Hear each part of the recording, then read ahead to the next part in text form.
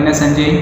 Guys, अगर आप engineering कर रहे हो या फिर ऑलरेडी इंजीनियरिंग कर चुके हो तो प्लीज़ वीडियो को लास्ट तक देखना, क्योंकि मैं आपको डिटेल में बताने वाला हूँ कि कैसे आप मर्चेंट नेवी में एडमिशन ले सकते हो एंड आपका फीस स्ट्रक्चर क्या रहेगा, लाइक कौन से एग्जाम्स देना होगा आपको। सो प्लीज़ वीडियो को लास्ट तक देखना।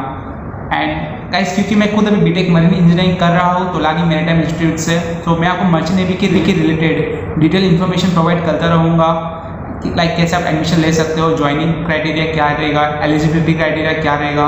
सो प्लीज़ अगर आपने अभी तक सब्सक्राइब नहीं किया है मेरे चैनल को तो जल्दी से सब्सक्राइब कर दो एंड नोटिफिकेशन बेल आइकन को टैप कर दो, ताकि इसके आगे मैं आपको जो भी वीडियोस बनाता रहूँ आपको जल्दी से पहुँच जाएगी। Subscribe now and press the bell icon. Never miss an update.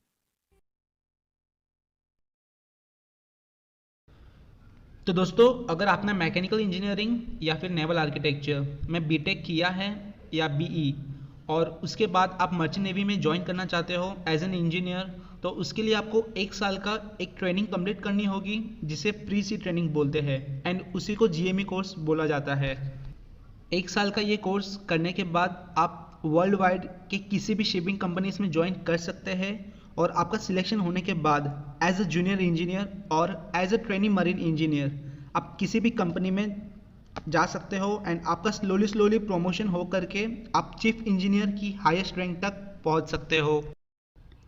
तो दोस्तों, सबसे पहले मैं आपको eligibility criteria and educational qualifications के बारे में बताऊंगा।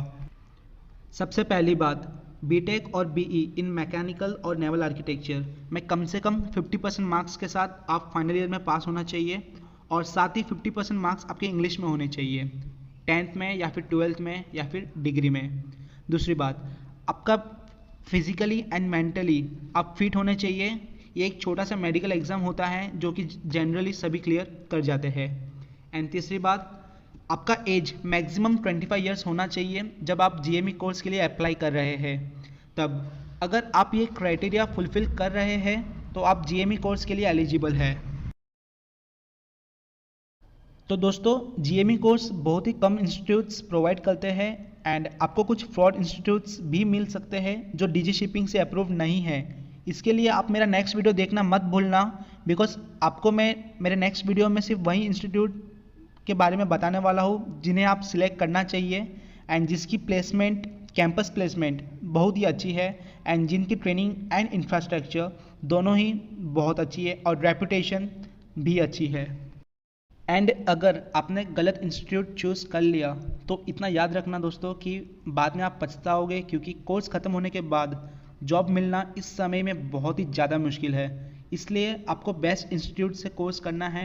इनमें से कुछ इंस्टीट्यूट्स एक बैच चलाते हैं सिर्फ जून के मंथ में और कुछ इंस्टीट्यूट्स 2 बैच चलाते हैं, एक जून के मंथ में और एक दिसंबर के मंथ में।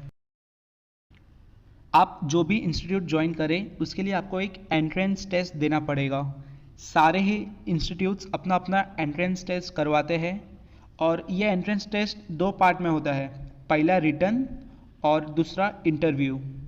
रिटन में आपको जनरली 3 पेपर्स सारे इंस्टीट्यूट्स पूछते हैं, पहला जनरल इंग्लिश, दूसरा जनरल नॉलेज एंड रीजनिंग, ये नॉर्मली वर्कशॉप टेक्नोलॉजी के रिलेटेड होता है, एंड तीसरा इंजीनियरिंग, ये इसमें आपको fluid mechanics, IC engine, thermodynamics, hydraulics, pumps, compressor, turbine के रिलेटेड आपको क्वेश्चंस पूछे जाते हैं।